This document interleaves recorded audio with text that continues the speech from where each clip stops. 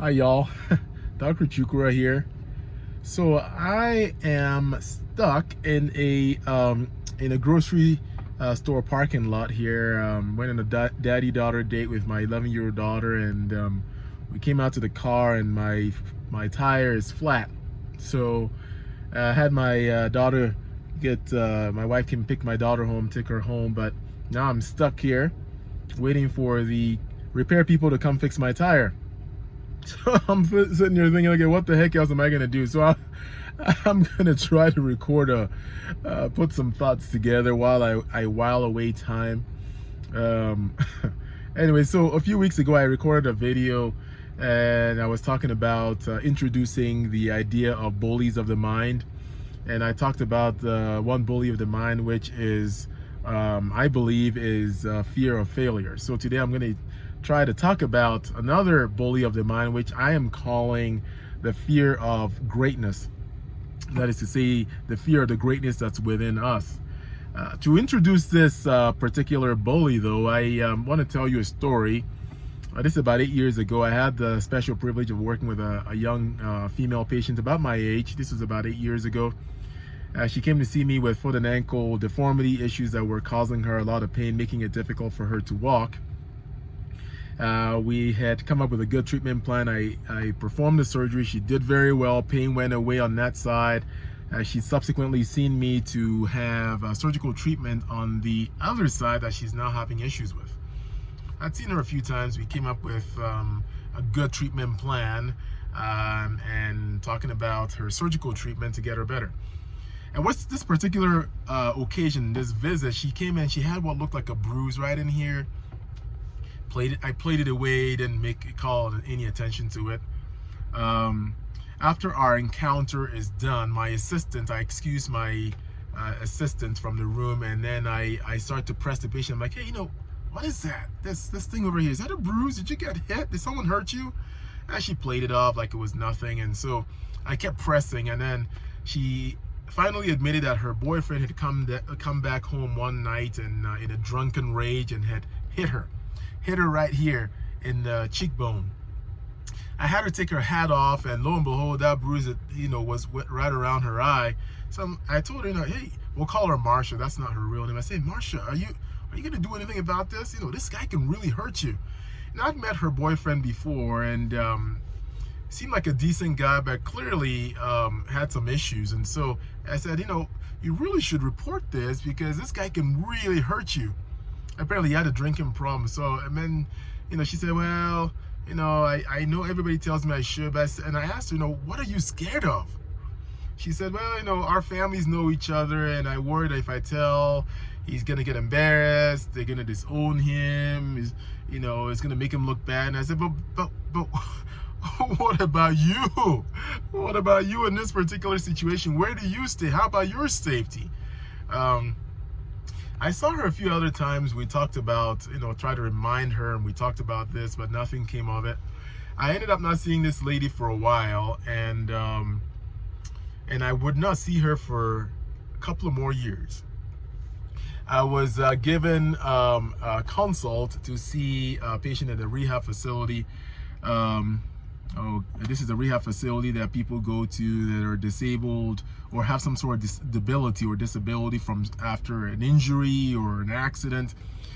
So to paint a picture for you, I walk into this this facility entrance, and on the right side is this nursing station where we pick up the charts, review things, and get some information about who we're seeing, and then we proceed to see them. So I go in there, and I pick up the chart. As I walk in, I see this lady, this female patient in a wheelchair, right side of the face scarified. So I walk in, her right side is facing me, all scarified.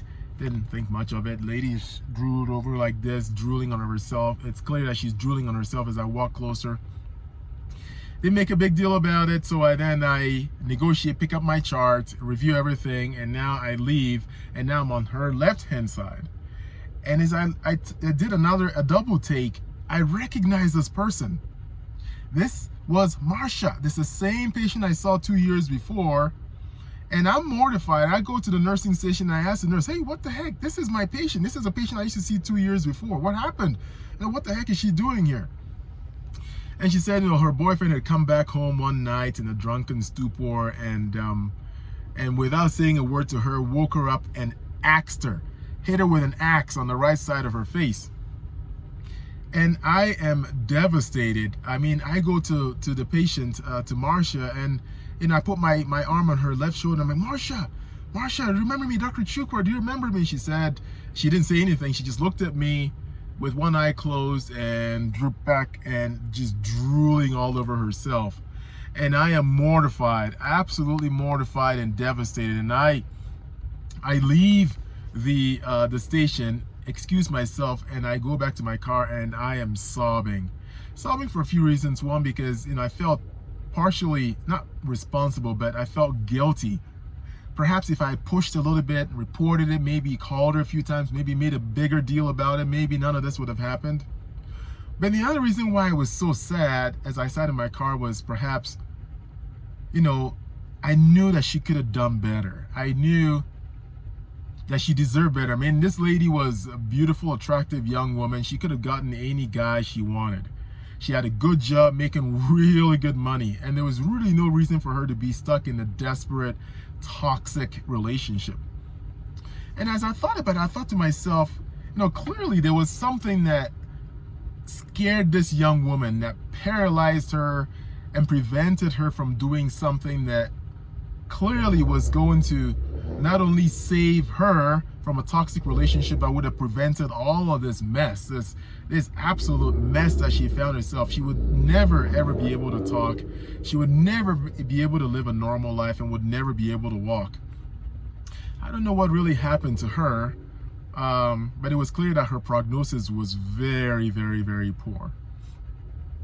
I've since thought about this situation, and I've thought to myself, what is it about fear that prevents us from doing the things that we need to do? What is it about fear that paralyzes us from moving forward? What is it about fear that makes us stay in toxic relationships? What is it about fear that makes us do the things that we don't need to do, and makes us avoid doing the things that we ought to do? And what are we to gain from all of this? I mean, there's really nothing to be gained. What is there to be gained about feeling, having the kind of fear that makes you feel sick? Because honestly, fear can make you sick.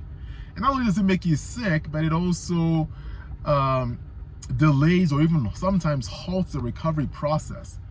Fear can kill. I mean, many people have laid down and died literally from fear of the greatness that's within them.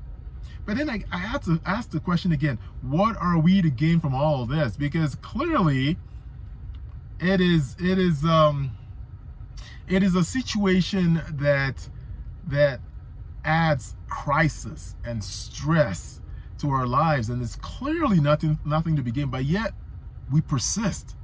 We persist in doing this thing, and we persist in allowing fear to absolutely devastate our lives.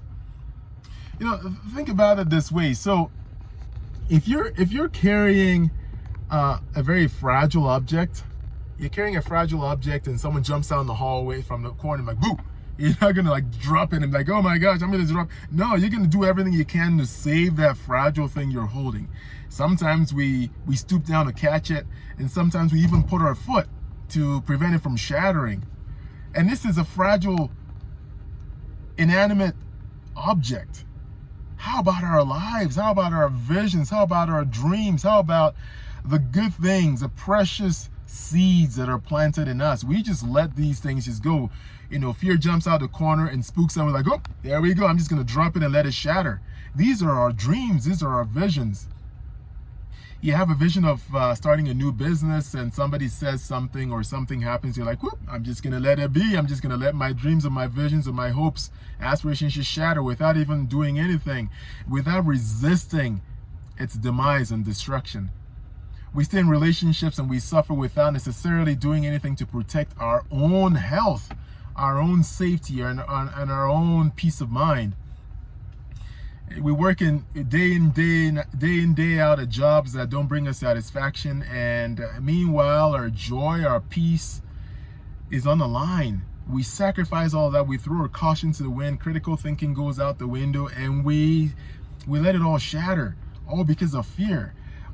Truly, what is it about fear that paralyzes us? You know, it's been said that fear is a false impression that is how do they say it now? They say fear is false impression appearing real. False impression appearing real. And you know, the other thing is this, that our mind is always eavesdropping on our self-talk. Our mind is always eavesdropping. It's always listening. You know, we tell ourselves, oh, I'm not good enough, I'm not beautiful enough, I'm not talented enough. And our mind is listening, and it will believe that thing. And they say that what you think about constantly is ultimately what you become. So you tell your mind, you tell yourself all these terrible things. I'm not good enough, I'm not attractive enough, even though this young lady was attractive, could get any dude she wanted. But her self-talk told her, nope, I'm not good enough. There's not a better dude out there for you. If you leave this guy, you'll end up alone and die alone and be absolutely miserable. So she believed that nonsense and stayed in this toxic relationship. And she's not the only one. A lot of people do this at work, in their relationships, and in their lives, and their dreams, and their goals, and their aspiration. Somebody wants to start a business, and in their mind they're like, oh, I'm not good enough, and some other dude started a business and they failed. What makes you different? And we believe this crap, and our lives becomes conformed to this nonsense, and we get spooked and we drop our lives and everything gets shattered. We need to stand guard our minds, my friends. We need to stand guard our minds, because as I said, our mind is constantly eavesdropping on our self-talk. And quite honestly, sometimes the only good thing that may be said of us is what we say about us. The only good thing that will be said about you is what you say to you. And so in this kind of primitive way of responding to life, this whole flight and fight, I would agree. Yes, there are times when we need to take flight. We need to run. Now, gosh, if you're walking down the street and you see this car that is on your path, on the same path towards you, and certainly in the path to your destruction, your demise, you're not going to stand there and say, well, the good Lord will bless me. No, that's stupid. That's naive. No, you got to get your butt out of the way, because if you don't get out of the way, you're going to get hurt. So yeah, definitely there are times when it would be naive not to take flight, not to get out of the way, not to run. But there are certainly times when we need to stand and fight, not get out of the way, need to stand and fight. And when it comes to our dreams and our visions and our aspirations and that greatness within us, we don't need to take flight. Shoot, we need to stand and fight. Those are the times that we need to stand and fight. Because ultimately, when it comes to our success, the key to our successful future, the key to your successful future is you. It's you. We have all the power. And I realize what I'm talking about here is not easy, man. I know it's not. I mean, it's hard to look fear in the face and do whatever it is that we want to do anyways. To stand and look fear in the face and do it anyways, it's hard. Because a lot of us have had experiences in our lives that, gosh, from a young, early age where we've been told, don't do this, don't do that. You're going to hurt yourself. And as we get older, these things become consolidated in our minds. And then with additional experiences where we've had in our lives, we truly then believe this self-talk, and this self-talk, as we think about it, we ultimately become fearful of the greatness that's within us. And so, as I said before, the key to our successful future is us. And one time I had to do this, and if you haven't done this, I would strongly suggest that you do. It is a powerful experience. So I had an experience a few years ago. I had all these things in my mind, my dream, my vision board. I looked at my vision board and I got excited. I was working toward it. And I started getting spooked, fearful, terrified, quite honestly, about thinking about the things that I wanted to do. My vision, seeing myself in that situation, just absolutely terrified me. And I would wake up with night sweats, and even the sound of my alarm going off would freak me out. Would absolutely freak me out. And one day I was going to the gym. I have my ritual: wake up in the morning, say my prayer, think, listen to something positive, and then I would go to the gym. And I did this ritual, and on my way to the gym, I am absolutely terrified. My heart is about to beat out of my chest. And I pull my car over. It's around a little after 5 a.m. I pull my car over and I pull my visor down, and I said to myself, what is wrong with you? What the heck is going on with you, man? What is wrong with you? And I'm looking myself in the eye in the visor. It's almost like when you catch a kid doing something wrong and you're like, what, man, what the heck? What are you doing? You expect an answer from them. I'm looking myself in the visor, in the eye, expecting an answer. And as I'm looking at myself in the eye, I could not come up with an answer. Why am I so terrified? Why am I so spooked out?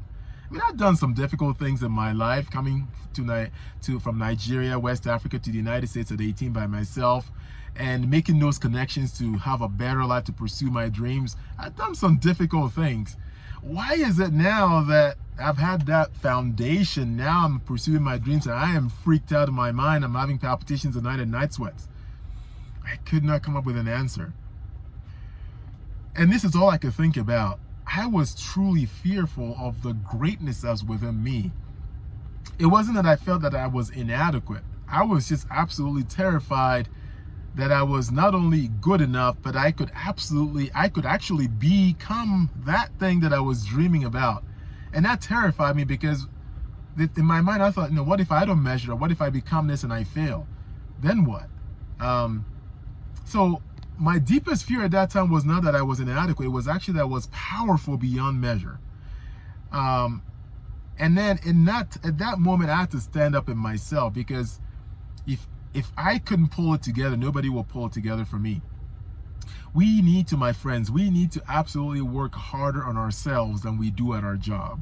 We need to work harder on ourselves. Go to work on yourself. Read good books. I try to read a book a week, and that's not even enough. Listen to positive podcasts and listen to positive things, avoiding the news, and constantly fueling myself with good self-talk, day in, day out, practicing that. And that's what I have to do to stay positive. And man, I tell you, sometimes that's not even good enough. It's only good enough when we're constantly doing these things. And I tell you, there's a lot of our friends, brothers, sisters out there who are absolutely suffering under the weight of a fear of their own greatness. And as I start with that story, my dear friend and patient suffered terribly. Please don't let that be you. Please don't ever, ever, ever let that be you. There's so much greatness in us. There's so much seed of beauty and intelligence and power that lays dormantly in all of us. And you need to believe that. Some of you have been through some very difficult things, but don't let those things prevent you from believing. Please believe that there's greatness in you. And as soon as you believe that, you will become the key to your successful future. Nobody else can do that. Only you. And it starts with believing, truly believing, forcing yourself to believe that there is greatness in you.